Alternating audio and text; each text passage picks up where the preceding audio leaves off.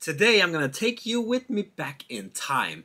The Roman Empire have just fallen, new countries are building up, and in Sweden we are starting a period called the Vendel era. This is an era that will exist for 250 years until the Vikings comes and takes over.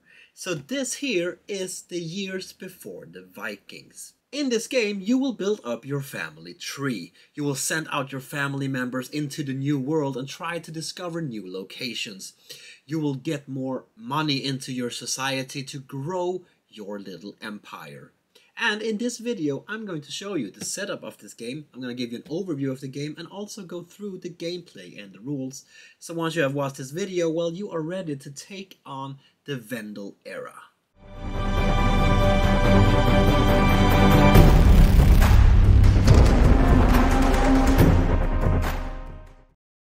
This here is the setup of the board. Up here we have the big gaming area. This board over here is the market. Here we have the map, and this over here is the ancestry board. Here each player have their own player board. These boards are double-sided. One side looks the same and the other side is asymmetrical. It's recommended that you start with the side that are the same during your first game. The first thing we need to do is to split up the vendor tiles according to the 3 regions out on the map. The 3 regions are the German Ocean, Scandinavian, and Riverlands. Once we have split them up into the 3 different regions, we put them on their spot out here to the left in the board, face up. But we only reveal the first top tile and the rest is kept secret for now.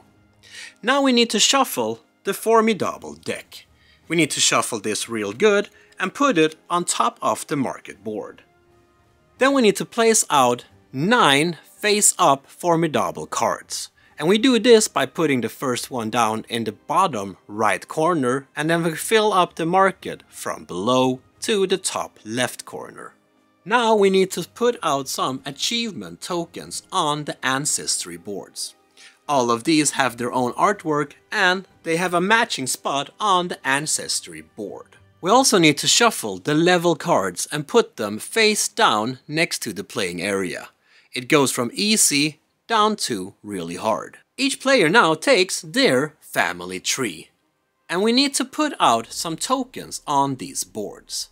As you can see, we have tokens down here as well, and next to them we can see that token's ability. These tokens are called family members. On your family tree, you should put out 2 warriors, 2 merchants, and 2 shipwrights. These are put out on the spots that have a little mark on them. You can put these family members any way you want to, as long as you put them where there are the little mark. The rest of the family members are put down at the bottom of the board next to their placement. Each player should also put 1 gold coin where the gold coin is marked out on their family tree. Then each player takes 2 boats in their player color. Now each player needs to find an empty location out on the map to put as their home starting location. This here will mark where your home is out on the map by simply placing it on an empty location of your choosing. The only locations on the map that you cannot choose as your starting location is Ribe and Gut, because these are divided into 2 different regions. Then we also need to place out some mission cards in the center of our tree. Now, these here are the base sides, which are the same. So here it's already marked out which missions you should put. On the other side, you can freely choose whatever difficult levels you would like to have in your tree. We now need to decide who is the first player and who gets the first player token. In this case, it's this player over here. The first player will start with 5 silver. The second player will start with 3 silver. The third player will start with 4 silver, the 4th player with 5 silver, the 5th player with 6 silver, and the 6th player with 7 silver. Each player finally also gets a player aid icon aid to have as a reference during their gameplay. We also need to put the round tracker token on the round track. If this is a 1 to 3 player game, we should start at year 550. If this is a 4 player game, we should start at 572. 5 player game, we should start at 594. And a 6 player game, we should start at round 616. Now we're ready to start playing the game. So this game is about you going into the Nordic countries and exploring new locations.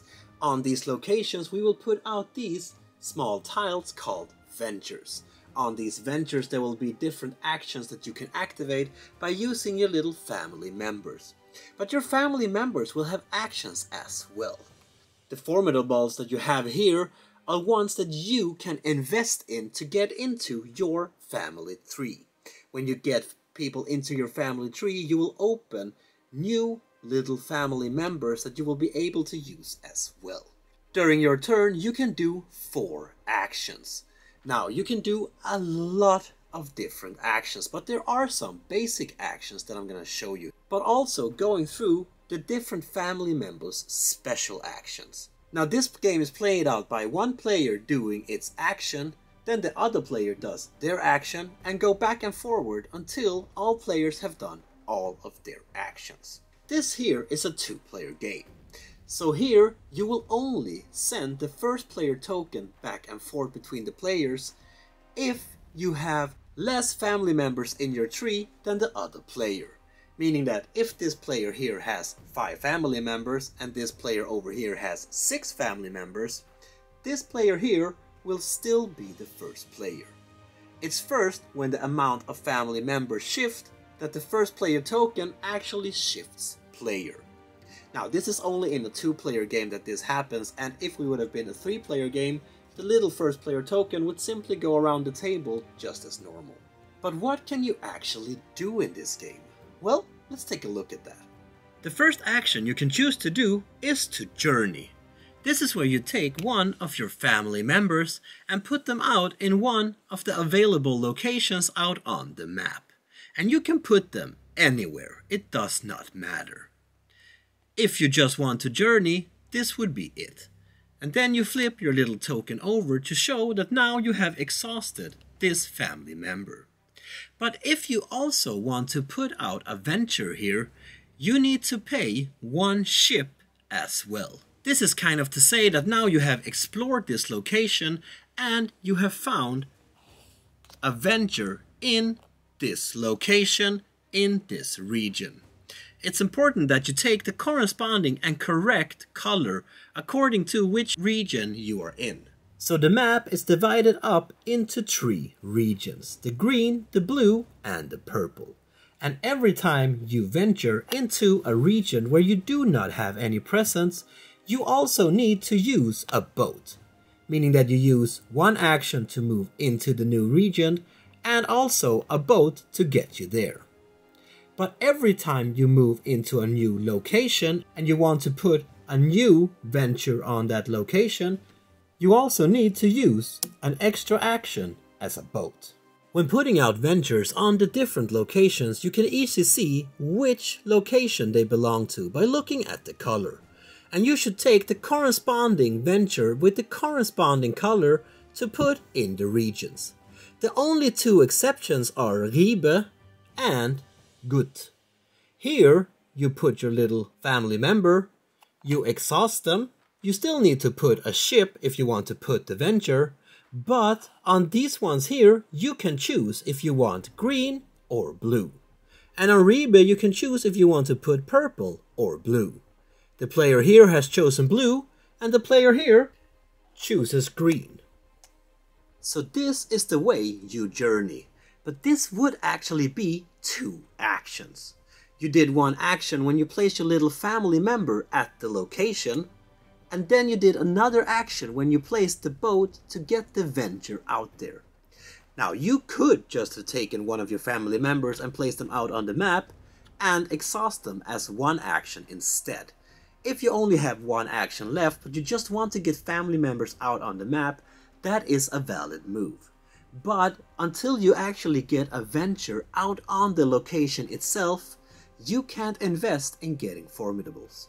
If you have a non-exhausted family member, meaning this side facing up, on a location that corresponds to the same regions as any of the formidables out on the market board, you can choose to invest in this formidable. But you need to have the same symbol on your family member that is out on the map. Meaning that if you are at this location and you have a family member with the same symbol, you need to exhaust that family member and then pay the amount stated below this formidable. When placing these formidables in our family tree, we need to start from the bottom and grow the family tree up. We take the card and place it in the available spot. Now we have unlocked our first mission card. And as you can see, we have white lines connecting these different spaces in the tree. Meaning that after I have placed my first card here, I can now go up and place my next one up here if I would like to. Or to the right. When we come up here, you can see that there's white lines going up, meaning that when I've placed a card here, I can choose to either place to the left, to the right, or diagonal. We now need to take the family member we used to invest and place it on the matching location on our ancestry board. As you can see here, we used a merchant to unlock the formidable and put them into our family tree. So now we take this token and we put it on the merchant spot on the ancestry board. This will soon start to unlock ways for us to get achievement standees. These achievement standees will give us scores at the end of the game. To open these standees, we need to have more of our family members into this board. If we, for example, get a seer into this location here, we can now try to unlock this achievement here, a bronze one, a runestone. To unlock this achievement, we would need to get another merchant or another seers into this board. Once we get that, we get to place the new token on this spot here instead, and taking the achievement. Meaning that the first one you could unlock here, for example, would be the navigator here.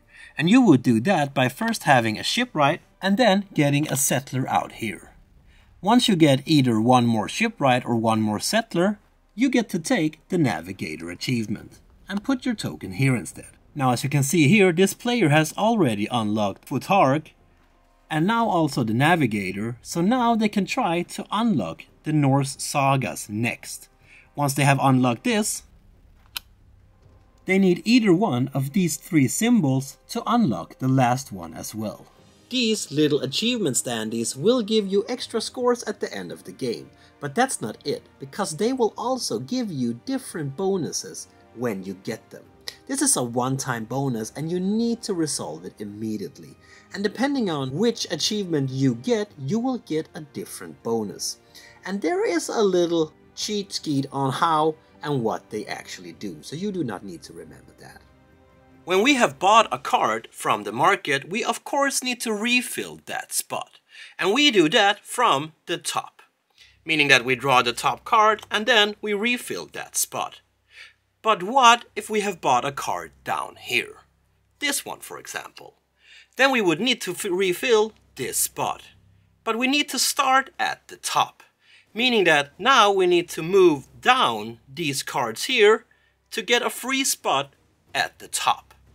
But we can actually move these cards side to side or down, any way we would like to. So if you would like to make something cheaper for yourself or something more expensive for another player, this is where you have the chance. If you, for example, in a future turn would like to buy this one, you could move this card over here, slide this one down, making it cheaper, and then, for example, sliding this down and then refill the top spot. So that was the invest action. You take one of your available family members on the right location corresponding to the formidable that you want into your family tree. You flip that token over, you pay the amount stated beneath the card, and then you get to put that formidable into your family tree. Whatever token you have in your family tree or mission card is then unlocked and free for you to use in future turns. The little token you had out on the map that you used to buy the formidable goes into your ancestry board on the same location as on the token, meaning that if you have a warrior, it goes on a warrior. If you have a seer, it goes on the seer, and so on. If you manage to unlock one of these little achievements here, you get that to keep for end of game scoring. So that was 2 of the 3 main action. We had the journey and we had the invest, where we invested in the family members. The last one is activate, and this is where we can activate one of the actions out on the different ventures. You need to have a family member on the venture you want to activate, and you need to have majority. Majority meaning that you need to have more family members on that venture that you want to activate than your opponent. If you have that, you simply take your little family member and you flip them over, indicating that you have exhausted them now, and that you want to use the action on the venture. And there are a lot of different actions on these ventures, and there are a lot of different ventures for you to explore. Now, this is the last main action, and all of these 3 actions, the invest, the journey, and the activate, all of your family members can do. You do not need to choose a specific family member to journey or to invest. All of them can do these 3 base action. Besides these 3 main action, you also have the specific actions for each family member. The merchant will let you gain 1 silver per region where you have presence. And then you get to choose if you want to pay 2 silver to discard any formidable from the market and refresh it with a new one. Or you could choose to draw 3 of the top formidable cards and then choose one of them, discarding the others, and replace one from the top row. The shipwright, the one with the hammer, can be exhausted and used to move the shipwright, but also 2 family members to a new location. If this location is in a new region where you do not have presence, you also need to add a boat to that location and use as an action. Meaning that moving the shipwright and the family members, that was 1 action, but you need to add a boat, which is another action because you do not have presence in this region. Your warriors will let you kill one of your opponent's family members that is on the same location as your warriors. Meaning that we need to exhaust a warrior to kill an opponent's family member.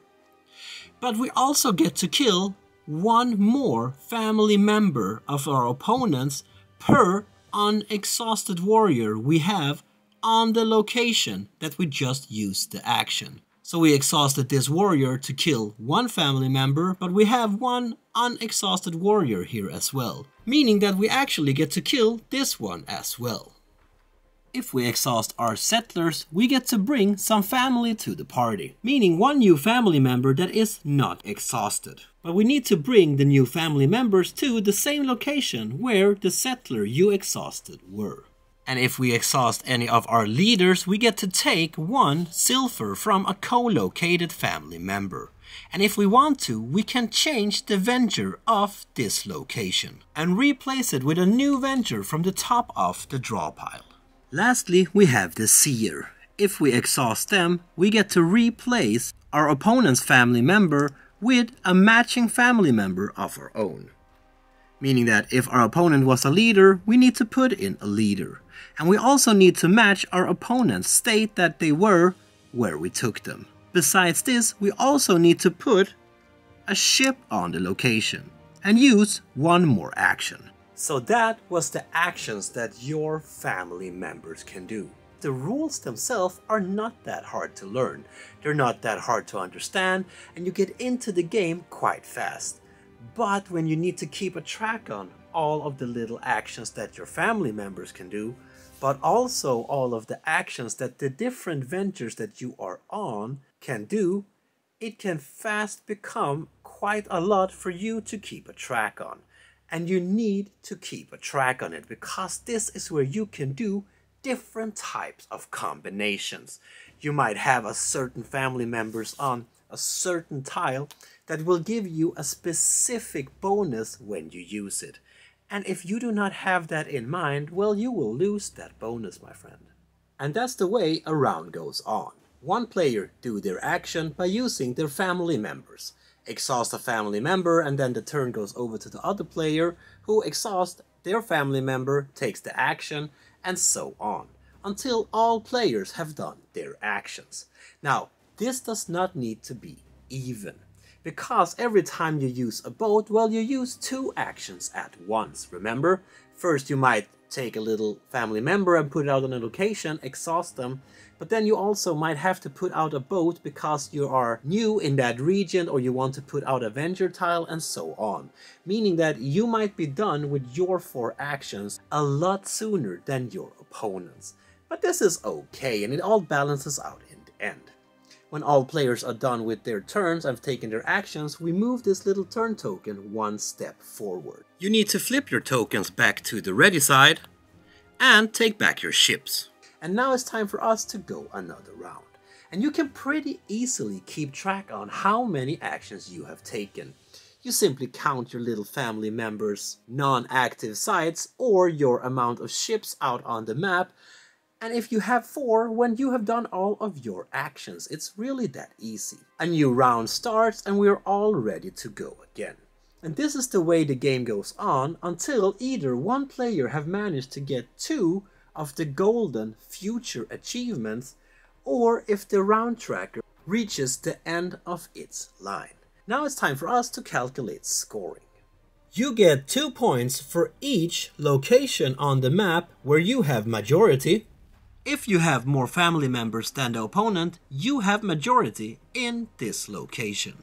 You also get points for your achievements. You get 4 for bronze, 6 for silver and 8 for gold. And then we of course have the mission cards. If you manage to actually complete this and fulfill the requirement, you will get the amount of scores stated at the bottom of the card. There are also some venture tiles that will also give you scores. In that case, they will state at the bottom at the tile. And you can also see that this is a tile that you can score points on by looking up here. And that's the game. Once we have calculated all the scores, we have a winner, and the game ends. And like I said before, I do not think that this game is so hard to learn. But it's really hard to master, and there are a lot of strategies that you can use to win this game. And there's a lot of actions for you to take on. I mean, you have the basic actions, you have the talent actions, you have the specific actions on the ventures themselves, but we also have some family trees with special abilities as well. As I told you, these are double-sided and it's recommended for you to start with the basic one at the start, and then when you have played a couple of times you move over to this one. Because this side is asymmetrical and all the boards will be different. And in the start of the game it might be a good idea for you to keep a track on what you want to do and what your fellow players are trying to do. And this side here makes that a lot harder.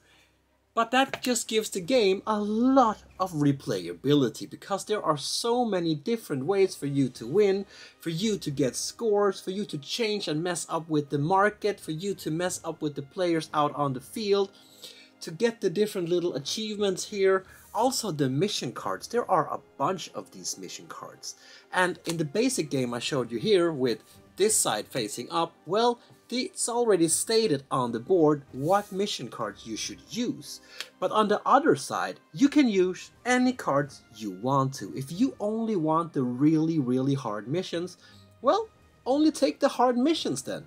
If you only want the easy missions, well, take the easy missions. It's up to you.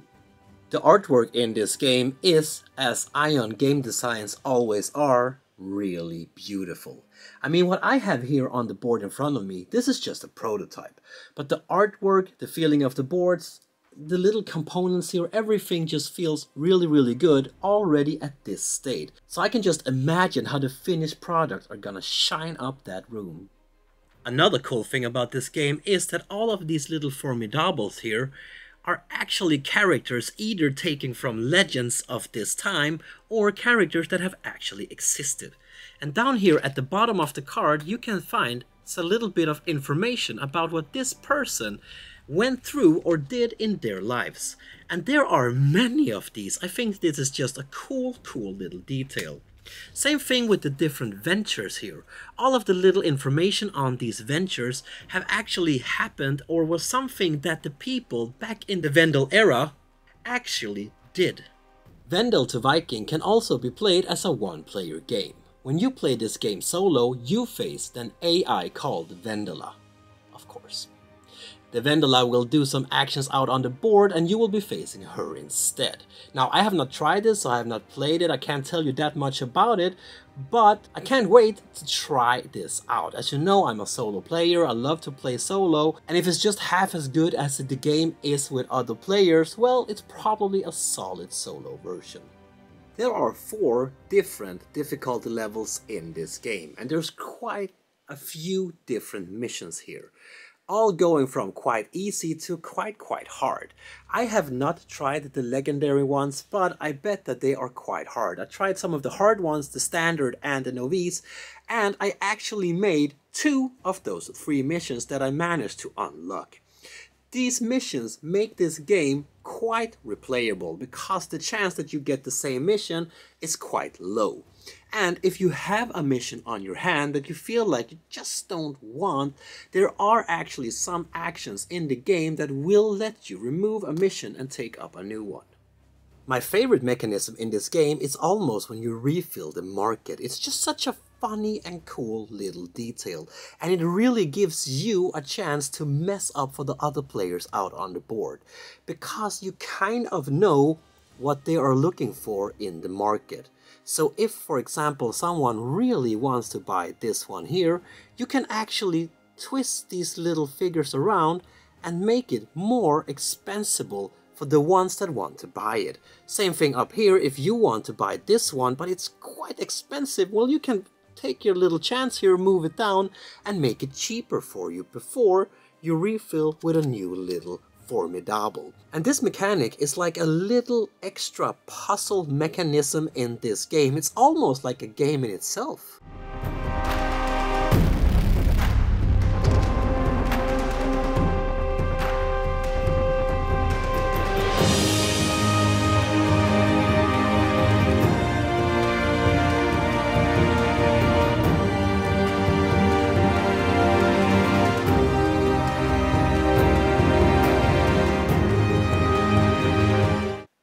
And that, my friend, is how you play Vendel To Viking, a 1 to 6 player game from Ion Game Design. This game is beautiful, it's well made, I love the mechanics in it, I love the little tree where you can get achievements, but also when you can go out and do the different ventures. All of the actions you can do in this, there is so much replayability in this game. The game itself, for me, I would say that I actually enjoyed this a little bit more than I did with PAX Viking. PAX Viking is a great game, I love PAX Viking, but in this game it just adds that little extra on top of the butter on the bread that just makes you feel just a little bit more engaged in the game. And there is a lot of things going out on the board that you need to keep a track on. You need to keep a track on your family tree, you need to keep a track on the ancestry board to get the achievements, but also your missions, the market, what the other players are doing. There are a lot of things for the players to take on in this game. If you want to know more about it, my friend, please check out the Kickstarter links down in the description. Go in on Ion's website if you want to do that. There will be links to that too. This game is beautiful, it's well made, and I'm so happy that I'm a part of this. But that was the video for this week, my friend. If you liked it, why not give me a thumbs up? Why not comment in the video? Did you like the video? Did you like the game? Are you going to check out the Kickstarter? Tell me, because I really want to know. And until next time, my friend, please keep on spreading that board gaming love I know you all have. Peace.